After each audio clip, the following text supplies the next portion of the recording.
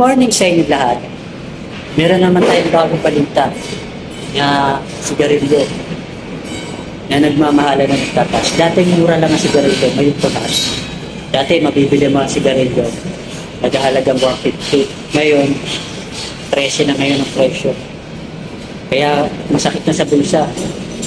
Yung mga hindi kayang tigilan, wala. Tambak kayo ng utang dahil sa lusi. Kaya minsan, baka pagdating ng araw, sandaan ang sa kaya. So, balitang opisyal. Ayan guys, napakamahal na talaga ng yosi ngayon. Dati mabibili mo ang yosi ay naghahalagang 150 centavos. Dati murang-mura lang yan dati mga guys. Ngayon, 2025, umabot na ng 13 pesos. Kaya minsan mabigat sa bulsa. Kaya yung mga nag-iyosa dyan, magbawas-bawas na kayo baka sa susunod. Tumaas na yan. Siguro, kahit abuti ng 100 yan, mag-yosi pa rin kayo dahil sabi nga ng iba, hindi nila matigilan yung yosi na yan.